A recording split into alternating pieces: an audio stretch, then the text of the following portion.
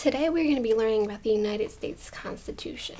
In particular, we're going to be learning about the three branches of government which are explained in the United States Constitution in Articles 1, 2, and 3. So let's take a look at these three branches. First, we have the legislative branch, which is in Article 1. Next, we have the executive branch, which is in Article 2. And third, we have the judicial branch, which is in Article 3 of the Constitution. So we're going to take a look at each of these branches and discuss what their role in government and what their importance is. So let's take a look at the first one. We have the legislative branch. Now, before the legislative branch was set in stone, there was a compromise between the large and small states. So what the larger states wanted was known as the Virginia Plan.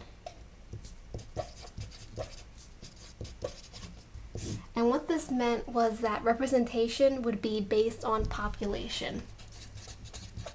So obviously, the larger states would have more people, a larger population, so they would have more representation than the smaller states. So the smaller states came up with the New Jersey Plan, which said that representation would be equal among the states.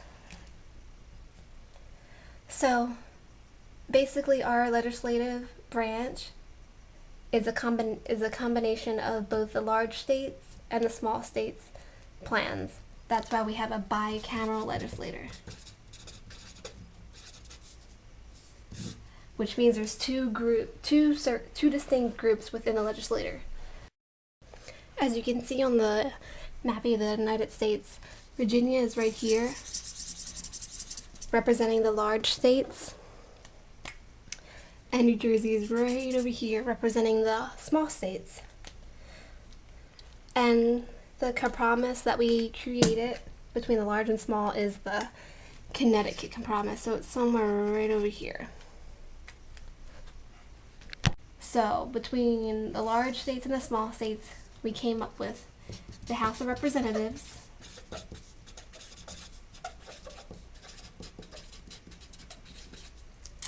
and the Senate.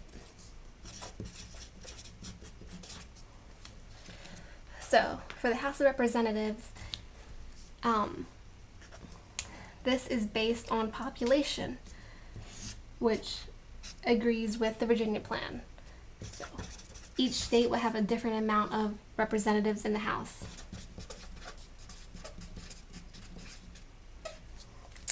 On the other hand, in the Senate, we see equal representation.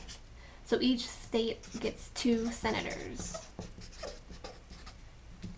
And what this legislative body, the House and the Senate, do is they create laws.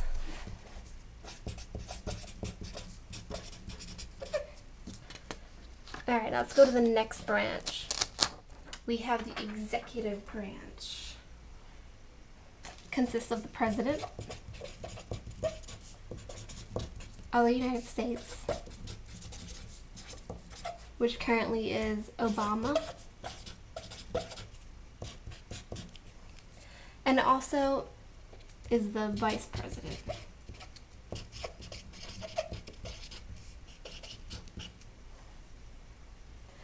So the executive branch has certain powers, but they also execute laws that the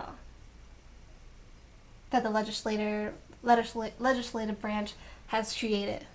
So the executive branch figures out how to implement those laws to become reality.